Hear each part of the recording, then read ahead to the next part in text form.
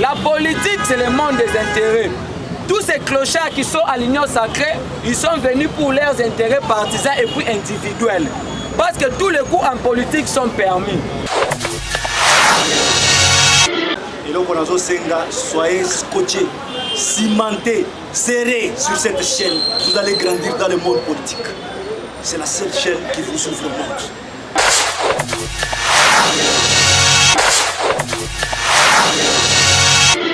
C'est vivant! Vivant! Fati Ben!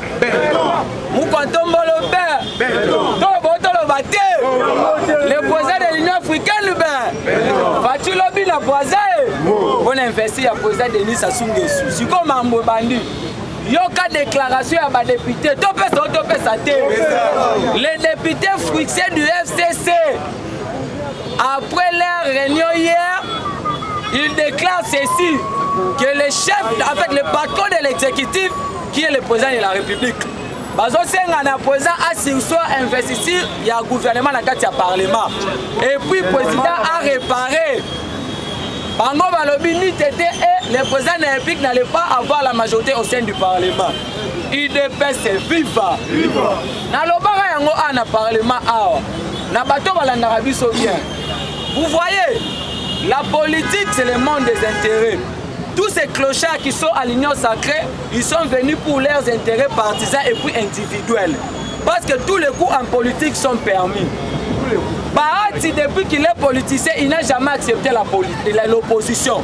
Il est toujours dans le pouvoir. Moïse Katumbi, c'est un affairiste au sommet de l'État. Et même avec Jean-Pierre Bemba. IDPS viva. Alors ce sont eux qui ont manipulé ces députés-là. Les députés, ils sont en train de préparer ce qu'on appelle les révolutions parlementaires. Cela veut dire quoi? Après la sortie du nouveau gouvernement, ils vont bloquer le programme Yassamba Lukone dans le Parlement. Parce que qu'est-ce qui va se passer? Le président de la République est porteur d'une vision. Mais sa vision n'est comme un programme et pas premier ministre qui va être présenté au sein du Parlement. IDPS c'est viva. Qu'est-ce qui se passe? Les députés qui sont 38 comme 200. Il faut le président réparer, mais quand le président doit réparer, mais c'est la population qui va couper la misère. Parce que tu as un gouvernement par rapport à Badir Moussou à Batou. Qu'il lui plaît ou qu'il neige, le gouvernement sans Malouko ne sera investi. La Constitution dit ceci, l'article 5, la souveraineté appartient au peuple congolais. Les députés, ce sont nos représentants à nous. Et puis on a bien dit, le palais du peuple. C'est que ces jours-là, c'est le gouvernement qui siège là bas qui tuana.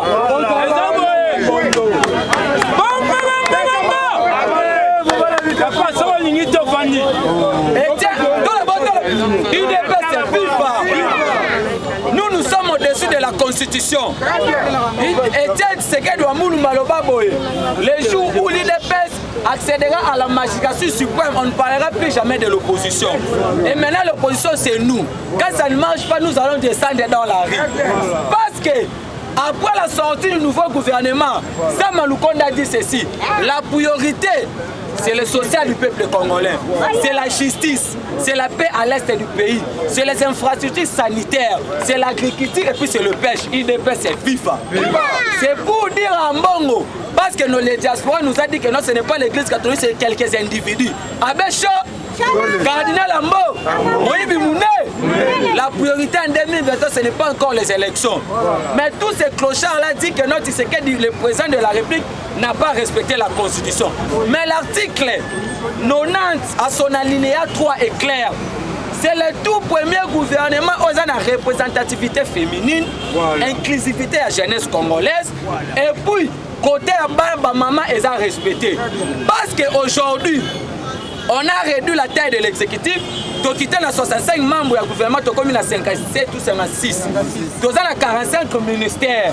Mais nous avons un ministre, il y a communication au gouvernement chaîne, Patrick Mouyaya, qui est un chevronnier, un journaliste chevronnier.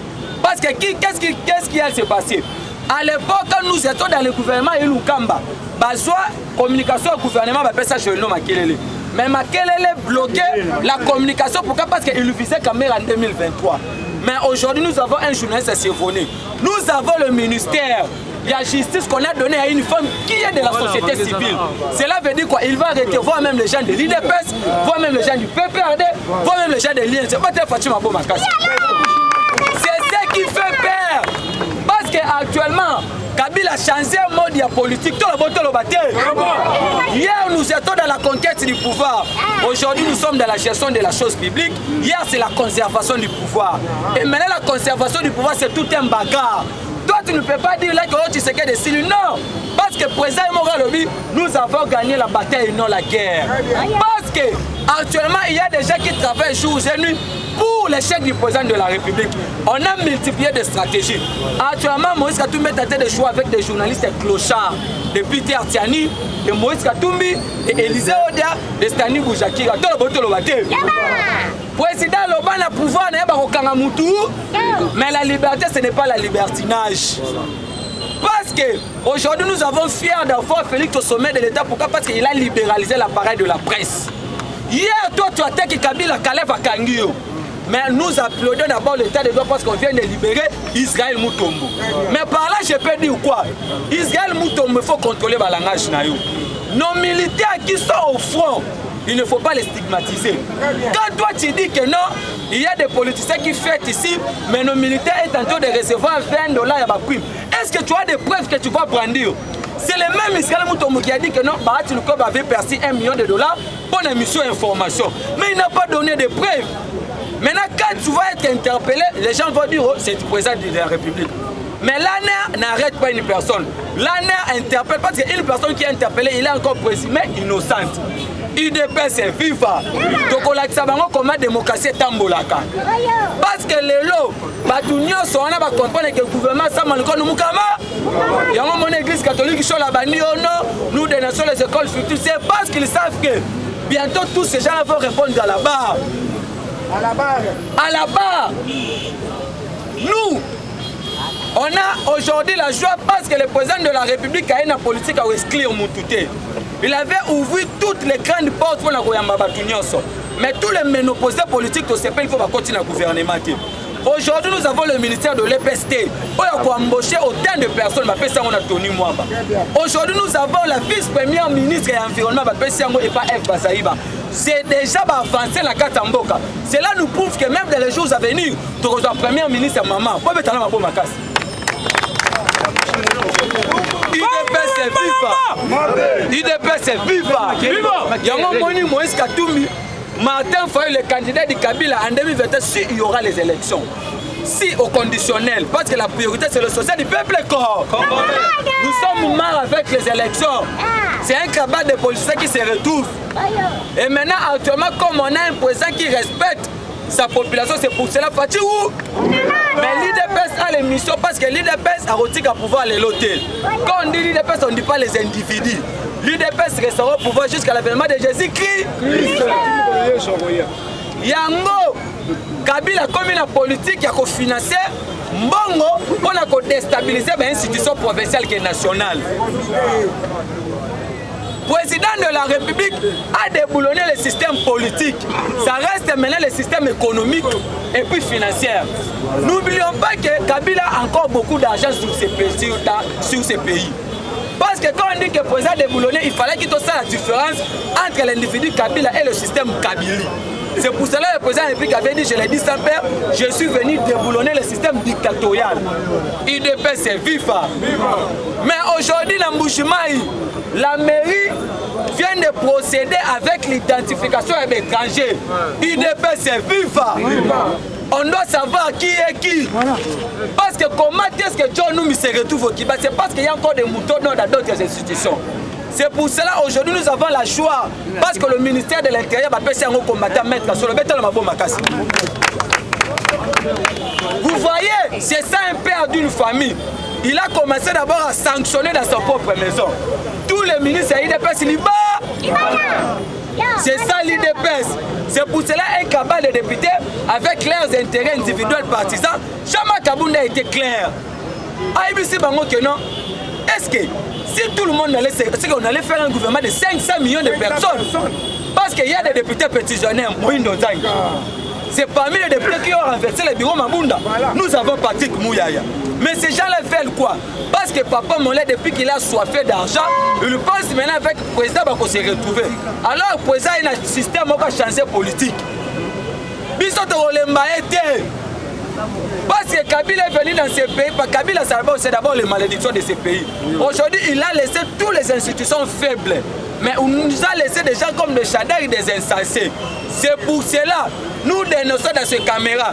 Le procureur général près la cour d'appel, mais magistrat qui sous là, il est en train de recevoir des menaces de mort. UDPS c'est vivant.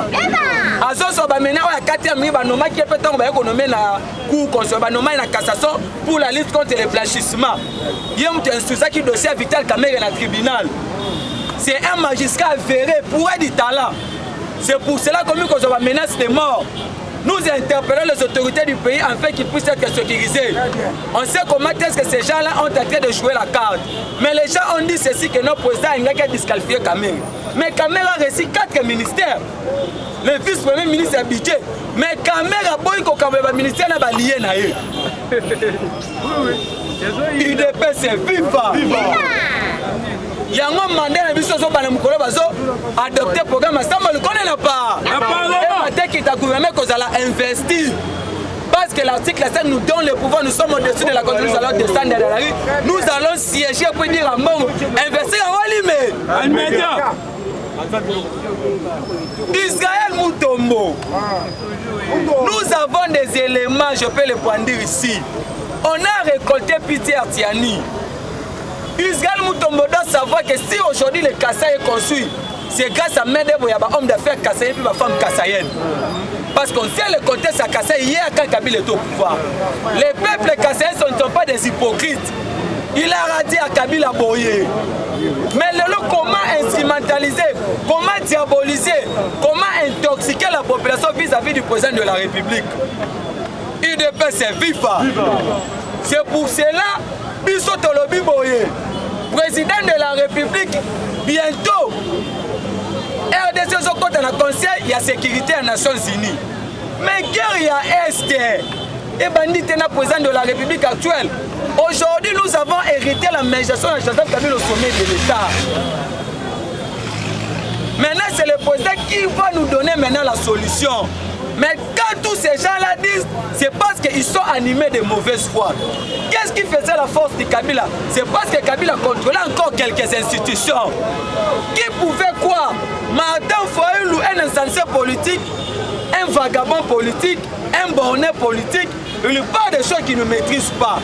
Mais nous sommes au courant qu'il lui plaît ou qu'il neige, Sowe doit partir.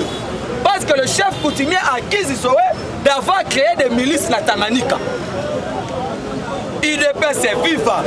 Baka mwande to beta mambo na caméra. C'est vivant. Fatibé. Yango moni. Biso to ebisi bango boye.